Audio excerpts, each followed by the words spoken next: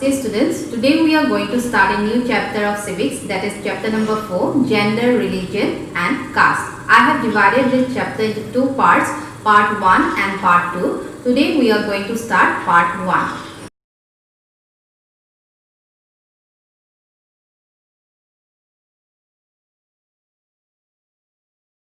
Student, first here you see the introduction. See, political expression of social differences is possible and sometimes quite desirable in a democratic system. Okay, what it is? See, political expression of social differences.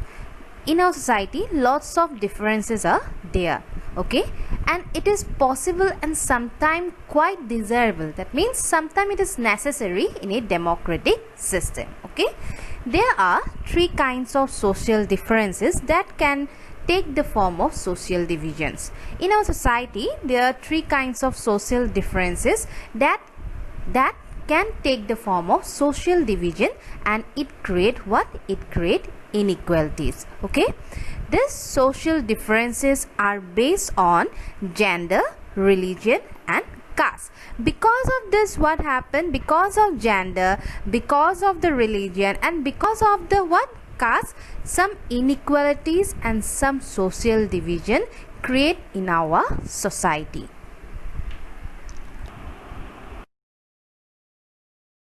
Student, see here the first heading is gender and politics. Okay, see, public and private division. Because of the because in the case of gender there are some public and there are some private divisions. See what it is. See, boys and girls are brought up to believe that the main responsibility of women is housework and bringing up the children. In our own home we find this kind of division. In our family, our parents, our elder also says that the household work is done only, the household works only the girls can do, and from the childhood we are learning these things, and this is the reflection in a sexual division of labor in most families. Okay, next, see, women do all the work inside the home such as cooking, cleaning, washing clothes, looking after the children, etc., and men do all the work outside the home. It is not that the man cannot do housework. They simply think it is for women to attend to these things.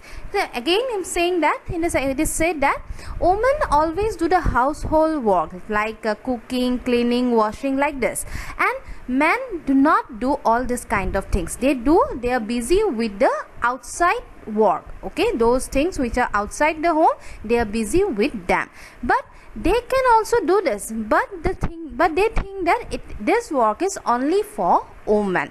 Okay, next, see, when these jobs are paid for, men are ready to take up this work.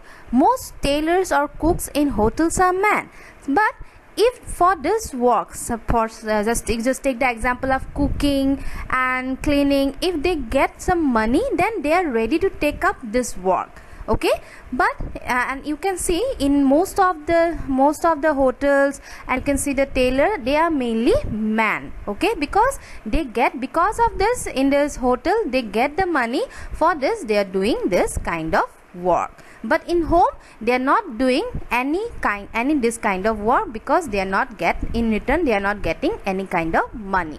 Okay, next, see, in fact the majority of the women do some sorts of paid work in addition to domestic labor.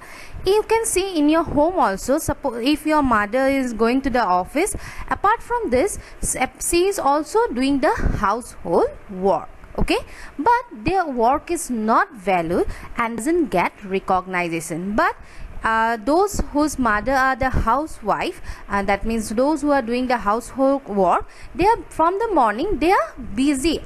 Okay, the whole they are busy with the household work, but that means your mother, your sister, they doesn't get recognized from the society, and you can say from the family also.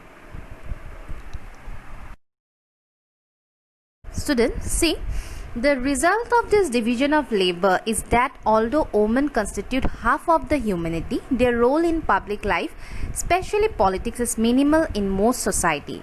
We know that there is a division between man and women. Okay, and because of this, what happens that women participation in public life is minimal, or you can say their role in political life, in public life, especially in politics, is minimal in most society. Okay, next see, earlier only men were allowed to participate in public affairs, vote and contest for public offices. Earlier what happened? Earlier only men were allowed to participate in public affairs, you can say, that means politics. Only men were allowed to participate in politics. They can cast their vote and other public works. Gradually this gender issue was raised in politics. What happened next? Say, there were agitation in different countries for the extension of voting rights to women.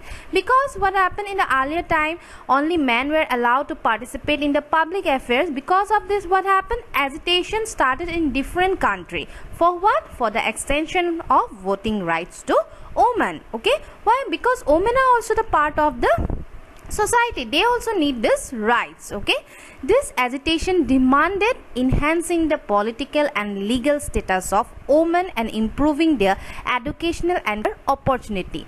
Because of they are not getting this rights, so because of this, in some societies agitation started, and this agitation demanded enhancing the political and legal status of women. Okay, and improving their educational and career opportunity, and these movements are called what? Feminist movements.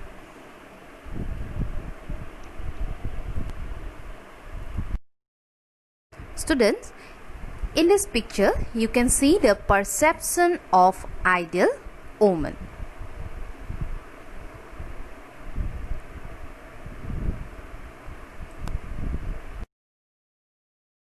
See here, in some parts of the world, for example in Scandinavian countries, you can take the example Sweden, Norway and Finland. In this country, what happened? The participation of women in public life is very high. Okay, because they are very developed country. But in our country, women still lag much behind men, despite some improvements since independence. But in our country, since independence, some improvement is taken, but women still lagging. That means they are behind the man. Okay, despite some improvement is taken. Okay, this is the difference between the Scandinavian countries and our country. Okay, next see, our country is a male dominated patriarchal society. Our country is what? Patriarchal society. Patriarchal society means here that means our society is male dominated. You can in our northeast, the Meghalaya is matriarchal society. That means it is opposite of patriarchal. That means here always female dominated. That means here the female dominated society. Okay, but India is a what? Patriarchal society, but Meghalaya is a matriarchal society. This is the opposite of patriarchal society. Clear? Women face disadvantage, discrimination and oppression in various ways. You can see, because our country is a male dominated society, so you can see that sometimes what happened in our house what happened, women always discriminated, and they are discriminated by their family members. Next see, on an average, an Indian woman works an hour more than average man every day. Here it is said that an Indian woman works more than a man, but still and yet much of her work is not paid. See, the woman works more than the man, but they are not getting in return, they are not getting any money, and after that also their works are not recognized, not valued by the society, even their own family members.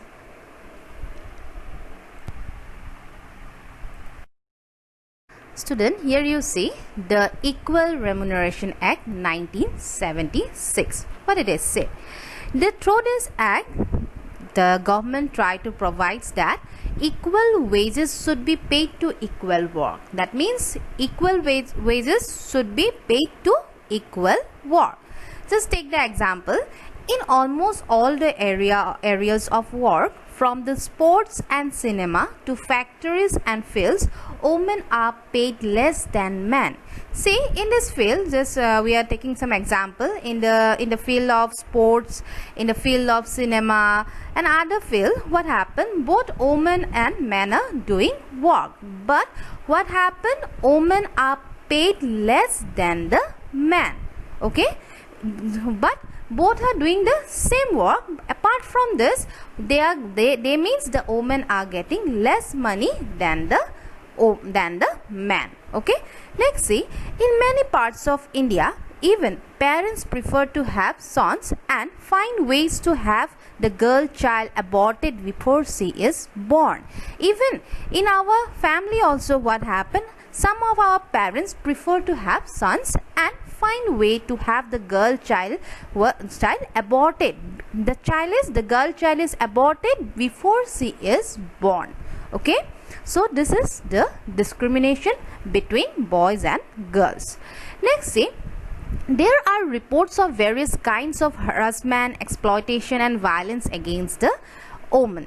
They are not safe even within their own home from beating, harassment and other form of domestic violence. Even in our families, what happens? Women have to face lots of harassment, exploitation and domestic violence are going against them. Against them means against the woman.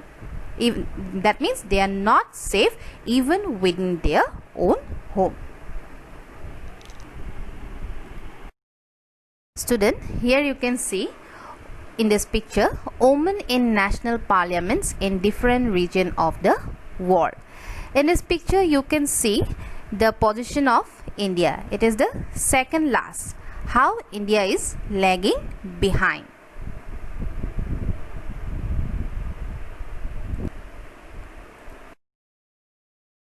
Students, see the first heading, women's political representation. What it is say?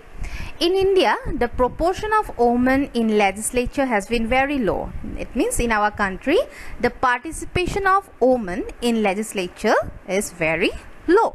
For example, see, the percentage of elected women members in Lok Sabha, that means in lower house, has touched 12% of its total strength. Okay, from the total strength, the percentage is only 12%. That means only 12% women participate in the Lok Sabha. Okay, next, see, their share in the state assemblies is less than 5%. That means it's very low. In there means the women share in the state assembly is less than 5%. It's very low. Next, see, in this respect, India is amongst the bottom group of nation in the world. Its position is bottom group of nation in the world. In the government, cabinets are largely all male even when a woman becomes the chief minister or prime minister. Even in the cabinet, what happened? In the government, the cabinets are largely male dominated. If the women become the CM or prime minister, though the whole cabinet is dominated by who? By whom? By the male. Okay, next, see, so these are the problem or injustice against whom? Against the woman. So to solve this problem, to see, one way to solve the problem is to make it legally binding to have a fair proportion of women in the elected bodies. To solve this problem, one way is that government has do something, that is to make legally binding to have a fair proportion of women in the elected bodies. Okay, this is what the Panchayati Raj has done in India. 1/3 of seats in local government bodies in panchayat and municipalities are now reserved for women. Now in panchayat and municipality, what happened? 1/3 of seats are reserved for whom? Reserved for women. It is because there are some injustice against the women. That's why this reservation are created. See here, women organization and activists have been demanding a similar reservation of at least 1/3 of seats in Lok Sabha and state assemblies for women. That means some women's organization and some activists, they are demanding that, like the panchayat and municipality, they also want some reservation, 1/3 of seats reservation in where? In Lok Sabha and state assembly for women. Okay. A bill with this proposal, that means 1/3 of seats in Lok Sabha and in the state assembly for women, with this proposal has been pending before the parliament for more than a decade, and the bill has not been passed. Okay, so this is the end of part 1.